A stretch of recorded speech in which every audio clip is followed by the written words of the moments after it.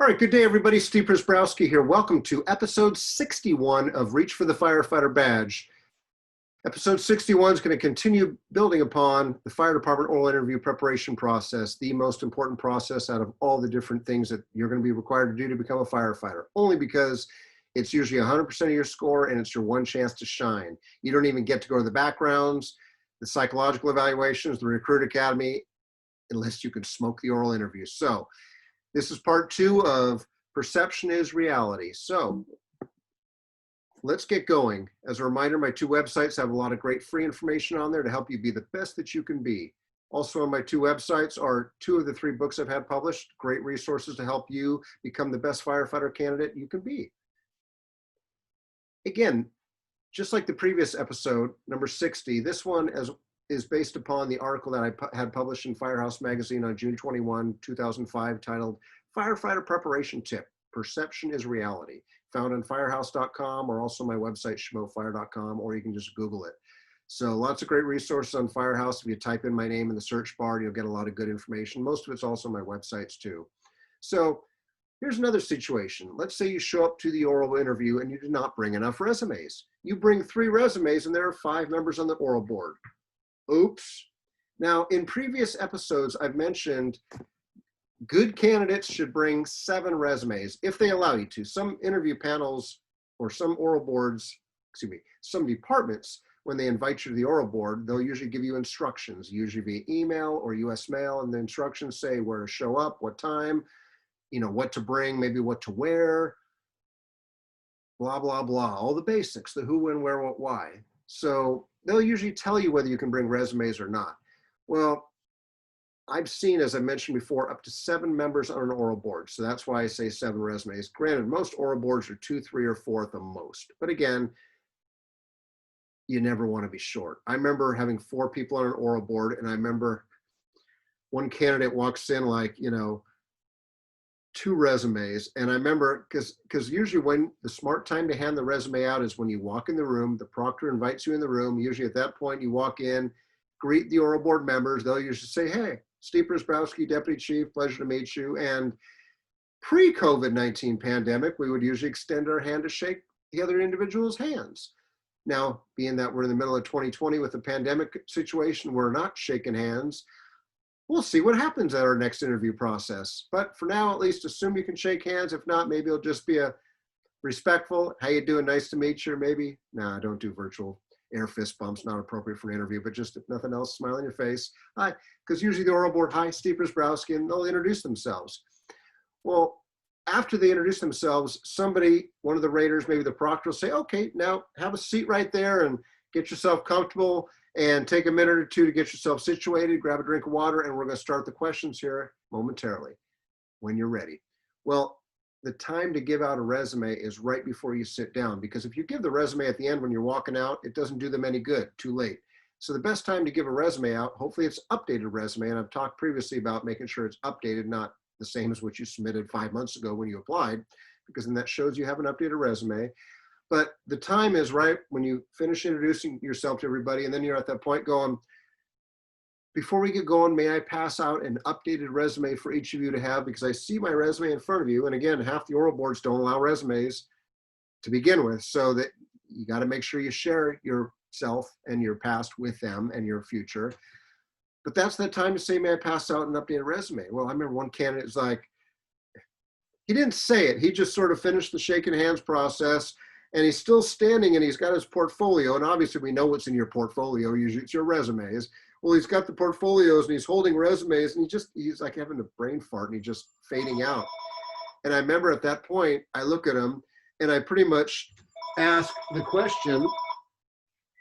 I'm like, oh, you got some resumes for us? And of course, very shy. Yeah, I got some resumes, but I'm like, what's he hesitating? What's he pausing for? Well, then I see the problem.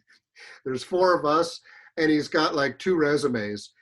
And I'm like, well, again, we're not here to jam you up. The oral board wants to see you succeed. Trust me. We don't want to fail everybody. We don't make fun of you or laugh at you. That's not what we do. We're here to support you as best we can, but you got to bring your A game.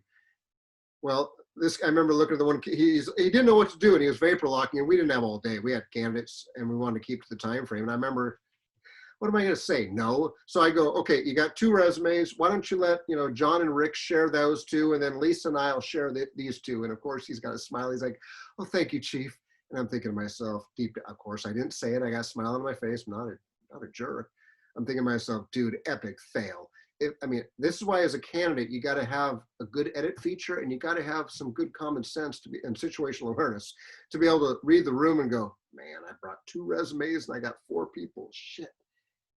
Because the last thing you want to do is, hey, can you 2 share that one? You 2 share that one. Again, as I previously mentioned, you don't want to alienate any oral board members. You want them all to go to bat for you. You want to show love to everybody. So it's nice to be able to give a resume to each person. And also, besides the oral board raters, there may be a proctor in the room, as I've mentioned. The raters are there to rate you. The proctor is there maybe as a chief officer, or maybe someone from human resources or personnel that is there to make sure that you stick to the time, that they don't ask you any illegal, unethical, inappropriate questions. They're your handlers, so to speak. The proctor's the one that brought you in, and then will bring you out while the raters grade you as you leave. But anyway, the proctor's job is to mainly just take notes and also keep the time.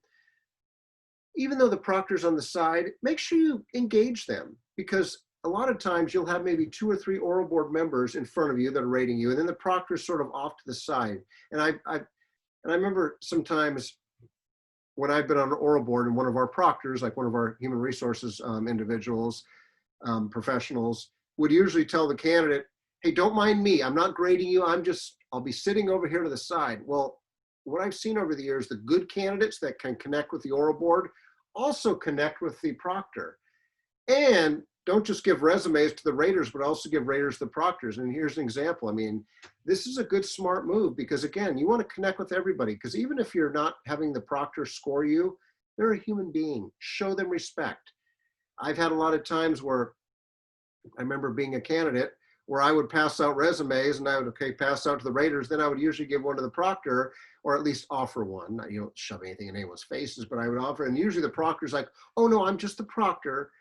Like it's almost demeaning or condescending. And I'm just the proctor, I'm right here to score you. And usually and some people would just go, okay, fine, out of sight, out of mind. No, I'd be the one, well, that's okay. Can I still offer you one if nothing else? I've got an extra one, and I prepared, I planned ahead. And usually the proctor will have a smile on their face, because now you just showed them some love and you included them, inclusiveness. They're not scoring you, but look at that tone of that message that just got sent to the oral board members who are grading you. Just like when you're giving eye contact, don't just give eye contact to the raters, but also include the proctor. Treat everyone equally in that room. Whether or not they're grading you does not matter. You never know who that person is and what pull they have. Because as a rater, when I see someone we know you're going to kiss our butts.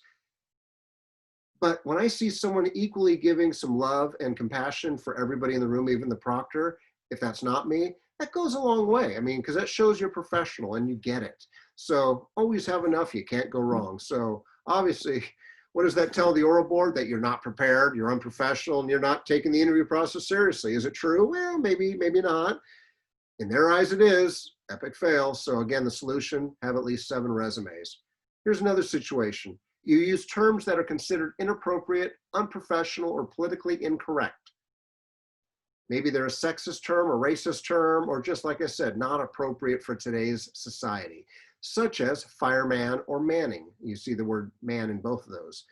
There's a lot of words that have man in them. Now, most departments, I know there's some departments that still call fireman, still use the term fireman as their official job title. There are a few. Most departments, it's firefighter. The badge says firefighter, the patch says firefighter, the name tag says firefighter.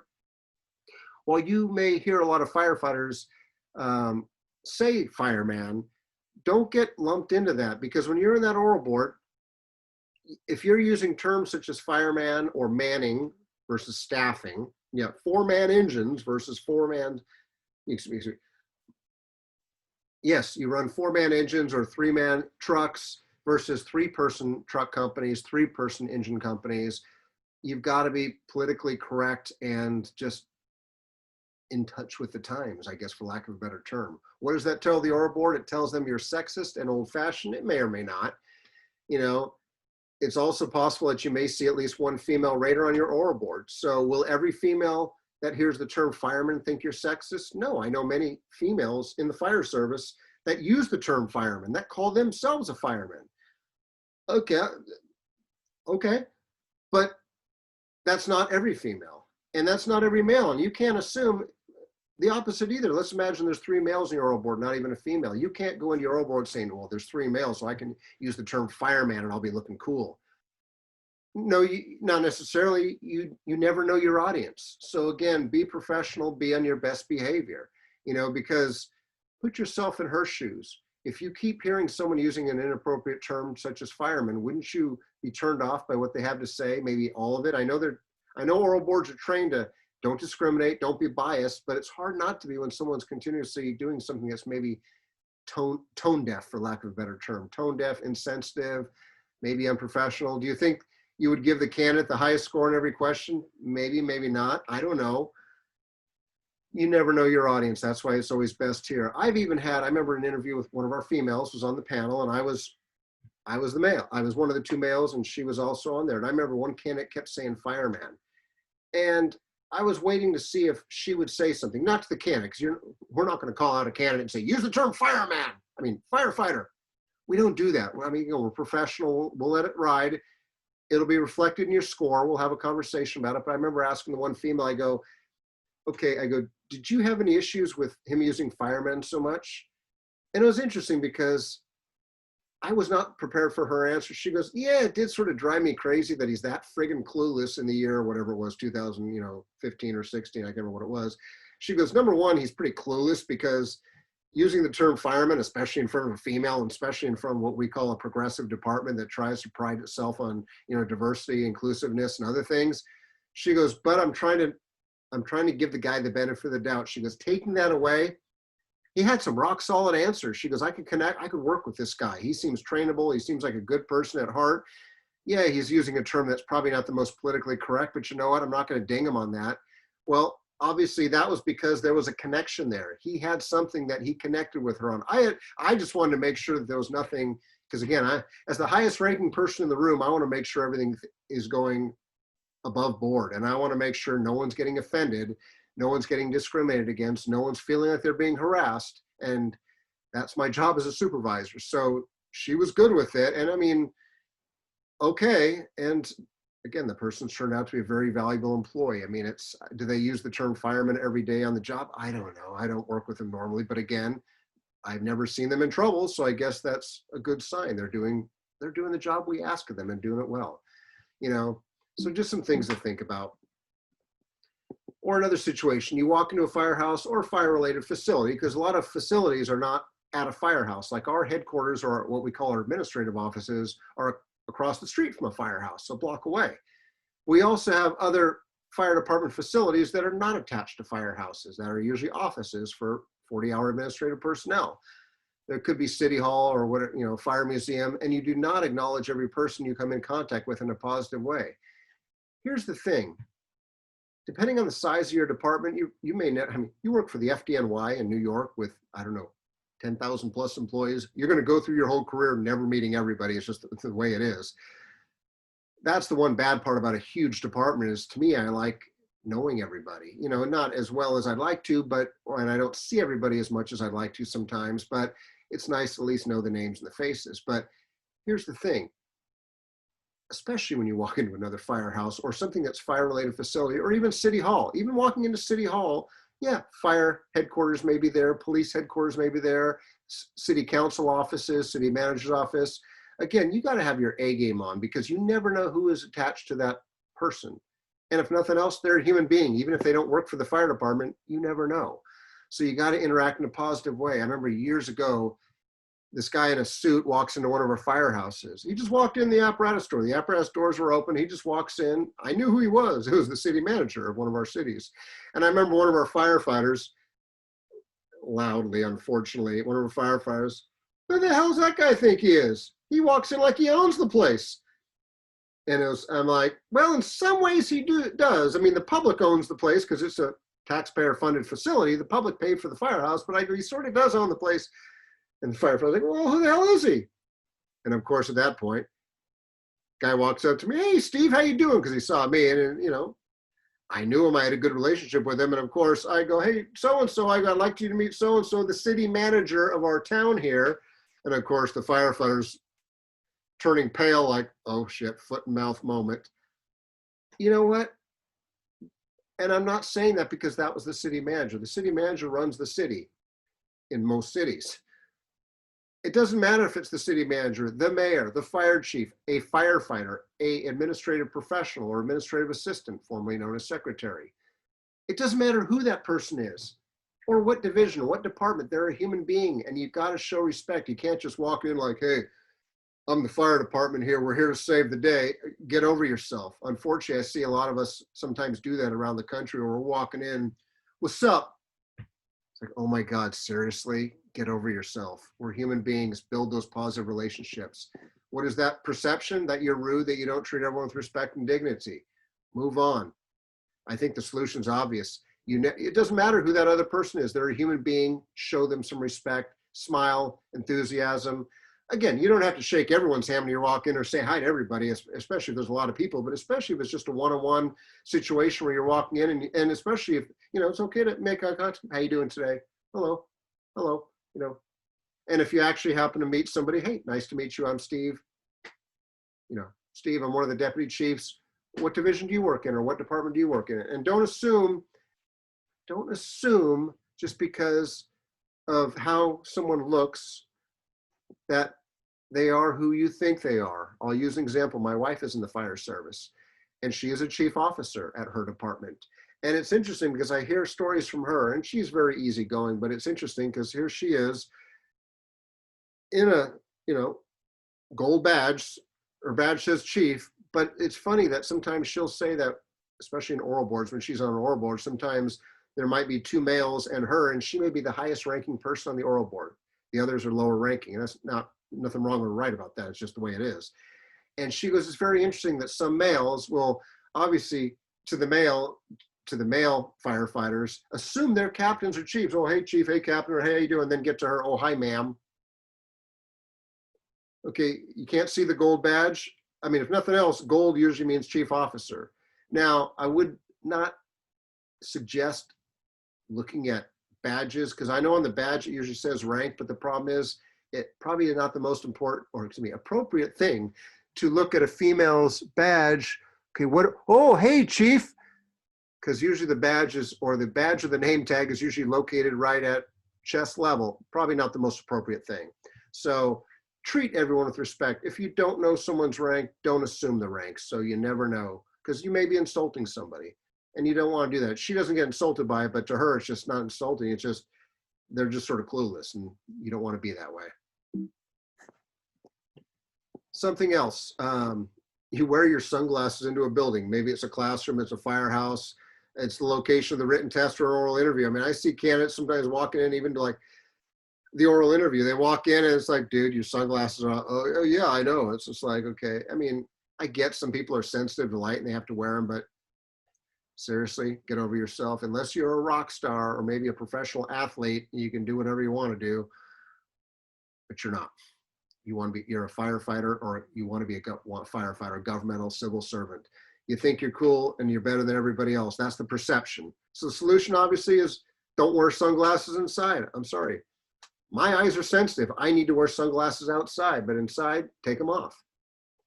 So throughout our lives, one of our goals should always be never be that person. I've changed that because you probably heard the phrase, don't be that guy. You all know who that guy is, meaning that person that, oh my God, why did they do that? Say that. Did he or she just do what I thought they did? Oh my gosh. Well, never be that person unless it's for a good reason. It's always, if you're that person because you did something rock solid great, awesome. But most of the time, that person, that guy, that gal is usually, oh God, why did they do that? If you're not sure what I'm referencing, I encourage you to do some research. Plenty of stuff out there. So as always, my contact information, hopefully you're finding these webinars to be of value in some capacity. If nothing else, hopefully just good reminders and a good focus of what you're getting yourself into. Again, be yourself, treat others with respect, treat others how you want to be treated yourself, and usually you can't go wrong. So if nothing else, be nice, Take care, be safe, and I'll see you in the next episode. Have a great day, everybody.